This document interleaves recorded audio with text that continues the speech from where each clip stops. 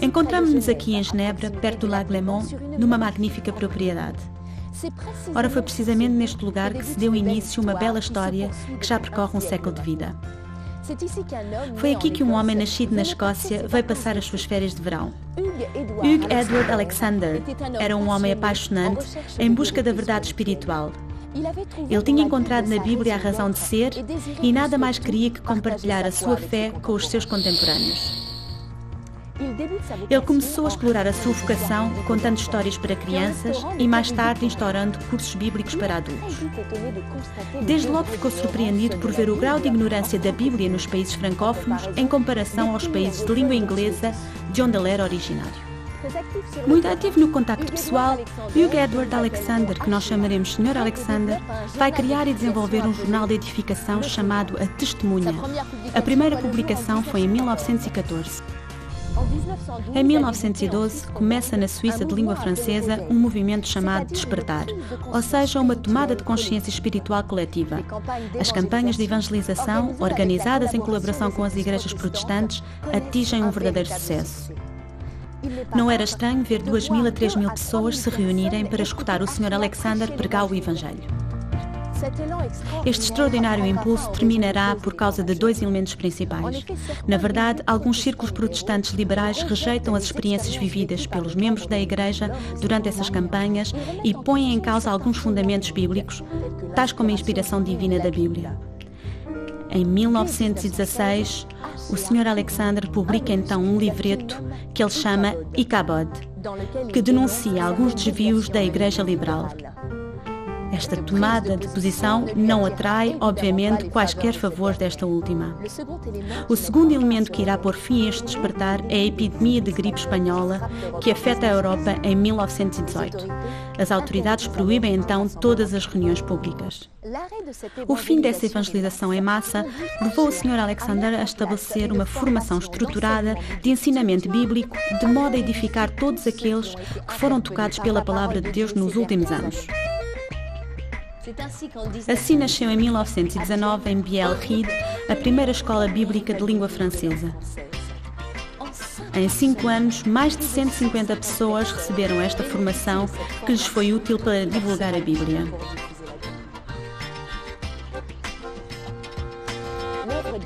A obra conduzida pelo Sr. Alexander, a Aliança Bíblica, começa então a tomar forma.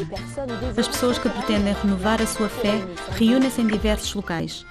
As suas tomadas de posição e a sua determinação incomodativa leva a que o Sr. Alexander passe a ser alvo de religiosos mal-intencionados. Uma acusação caluniosa sobre a sua autorização de residência levá-lo a uma detenção sofrida. Esta conspiração para o fazer expulsar da Suíça não produzirá o resultado desejado e o Sr. Alexander será libertado pelas autoridades suíças. Apesar dos problemas, ele continua o seu caminho. O Sr. Alexander é um homem à procura da vontade de Deus. Impulsionado por uma profunda convicção, ele lança o projeto de comprar um terreno, o mesmo onde nós nos encontramos, para construir uma grande escola, a Escola Bíblica de Genebra. Foi um milagre que permitiu que os fundos pudessem ter sido recolhidos e que a construção fosse concluída em 1929. Foi durante a compra do terreno que o nome A Rocha foi dado a esta propriedade, destinada a tornar-se no centro nevrálgico de toda a obra. 6 meses mais tarde foi descoberta esta grande rocha granítica quando se escavavam as fundações. Em 1928, o Sr. Alexander desenvolve o conceito da ação bíblica direta, ou seja, cada membro compromete-se pessoalmente a divulgar as Escrituras e panfletos. O seu lema: difundir o mais amplamente possível a Bíblia na superfície terrestre. O campo de trabalho é imenso e os primeiros obreiros partem para a França, Itália, Portugal, Jugoslávia, Marrocos, Argélia, Egito, Líbano, Síria, África do Sul, Tibete, Índia e Brasil. O conceito é simples. Exercer a sua profissão ao mesmo tempo que trabalham para difundir a Bíblia. Poderia tratar-se de um padeiro ou um relojoeiro e manter nas traseiras da loja um depósito de Bíblias. Não hesitavam, depois do trabalho, e por vezes até mesmo durante, se a oportunidade surgisse, em divulgar as Escrituras. Foi assim que a maior parte desses depósitos, que mais tarde seriam chamados Casas da Bíblia, abriram em grande número por todo o mundo. Até à Segunda Guerra Mundial, a divulgação da Bíblia dará à ação bíblica um enorme dinamismo. Cada membro traz consigo a vocação AB. Um membro AB compromete-se diante de Deus a distribuir 30, 60, 100 cópias da Bíblia ou Novo Testamento durante o ano. Deixem-me dar uma ideia do que tem sido distribuído entre 1928 e 1937 como Bíblia total ou parcial.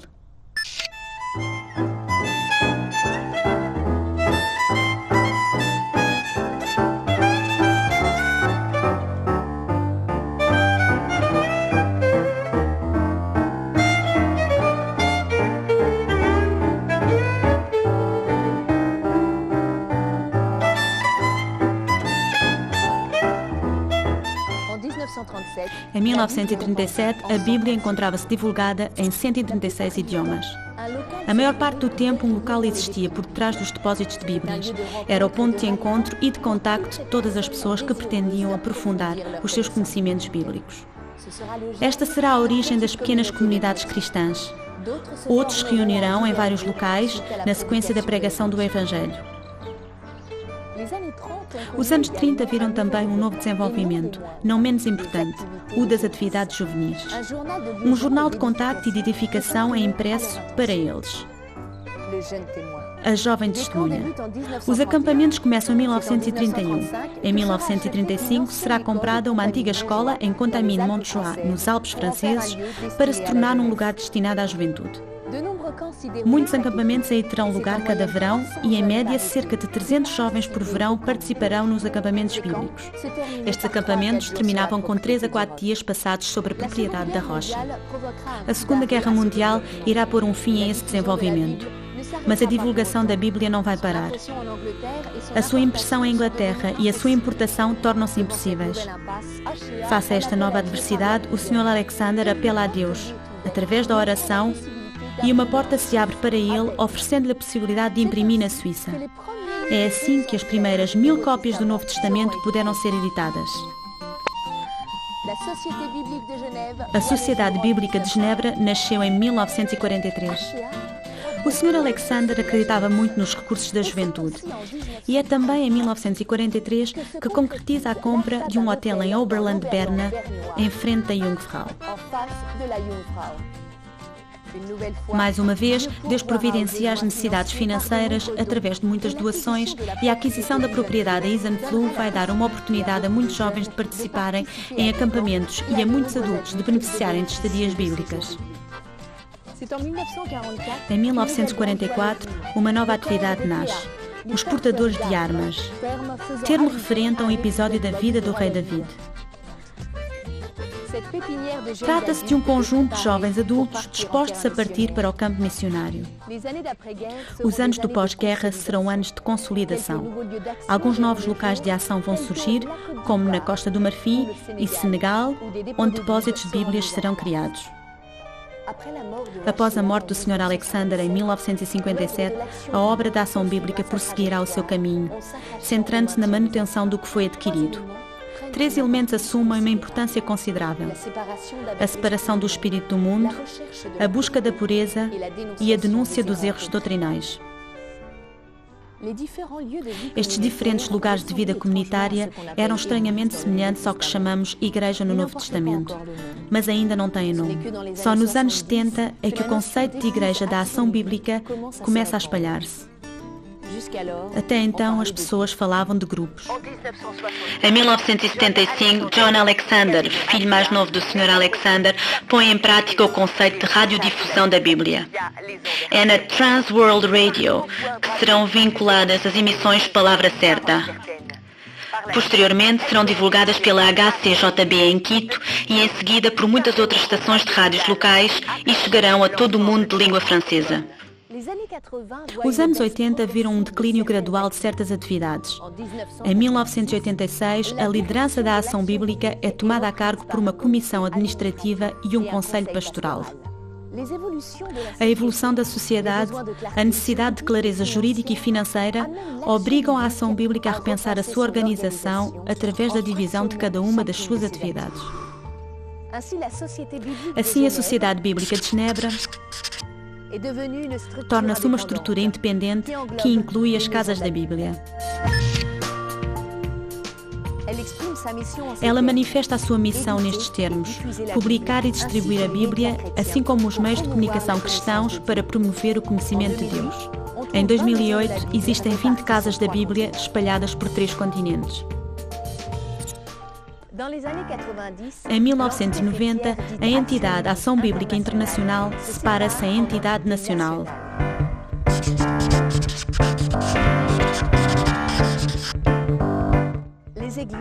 As igrejas tornam-se, na sua maioria, em associações locais.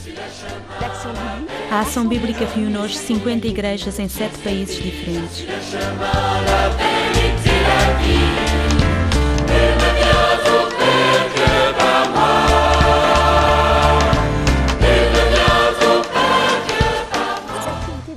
As atividades juvenis tornam-se também em associações sob a denominação JAB, Jovens da Ação Bíblica, e desenvolvem a sua ação através de acampamentos de verão e estadias de férias em Contamine, Montjoie e Isenfluh, mas também em novos locais na Suíça, França, Itália, Portugal, Brasil e Bolívia. Em 2007, 2.000 jovens entre os 7 e os 18 anos participaram nos acampamentos JAB. A Escola Bíblica de Genebra reestruturou-se em 1992 e trabalha em parceria com várias obras missionárias e associações de igrejas representadas na Comissão. Isto dá início a um novo programa de formação adaptado às necessidades atuais dos países francófonos. O seu nome é agora Instituto Bíblico de Genebra. Desde a sua fundação em 1929, cerca de 2.000 estudantes puderam beneficiar desta formação.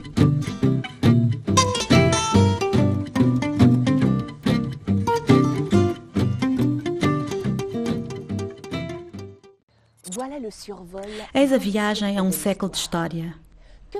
Que poderá ela nos trazer a nós que vivemos no início do século XXI? Lembre-se, ela nasceu no início da fé de um jovem homem e depois de muitos homens e mulheres que se têm posto em ação para espalhar a palavra de Deus e pregar a salvação em Jesus Cristo. O último século tem assistido e resistido a muitas adversidades. 2 guerras mundiais, uma epidemia mortal. Quais serão as dificuldades e lutas deste novo século que se abre para nós? Materialismo, conflitos de religião, globalização. As promessas de Deus são hoje as mesmas. Pela sua graça, a sua obra prosseguirá o seu caminho e o seu desenvolvimento através de homens e mulheres fiéis que saberão, por sua vez, colocar-se em ação. Portanto, a nós de participar.